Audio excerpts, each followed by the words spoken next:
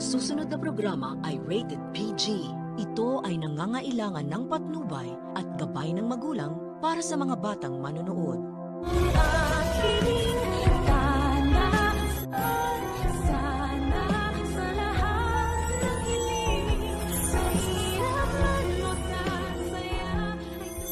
Kontrabida is the new bida talaga ang peg dito sa abot kamay na pahirap. Dahil habang sina Annalyn at mga kakampi niya ay abot kamay na ang walang katapusang kahirapan, ito namang sina Moira, Zoe at Balahadja ay nagdidiwang na naman dahil tagumpay na naman ang plano ng mga loko-loko. Napaniwalain nga itong si Robert na malinis ang mga konsensya nila at hindi sila ang may kagagawan kaya nawawala si Lolo Pepe.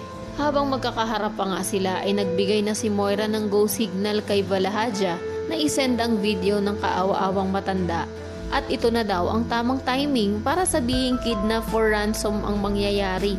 Nakapalit nga ng milyones ay papalayain nila si Lolo Pepe. At dahil napakabilis din namang mauto nitong si RJ nang sabihin ni Balahadja na mag-isa lang daw dapat itong makikipagkita at makikipagtransaksyon dahil sa oras daw na magsama siya ng mga pulis ay hindi sila mag-aalinlangan na ituluyan ito at maligo ang matanda sa sarili niyang dugo ay nakinig naman agad itong si Robert. Samantala, pinaalala naman din ng bruhang si Moira kay Police Officer Balahadja na siguraduhin daw niyang hindi sila madadawit mag-ina sa gagawin niya.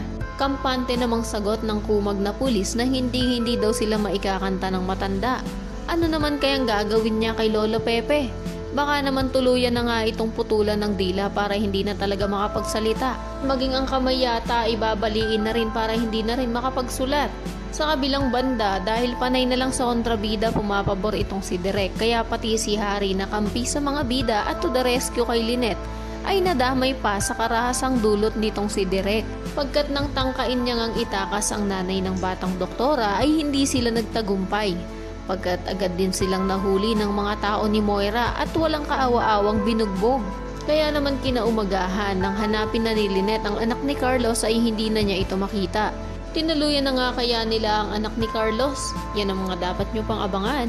Kaya naman kung isa ka rin sa mga nagnanais na makagawa pa rin si Lolo Pepe ng paraan para masabi niya kay Robert ang nalalaman niya na hindi talaga tunay na tanyag si Zoe dahil bunga lang ito ng kalandian ni Moira at ni Carlos ay pakiclick naman ang like at subscribe button.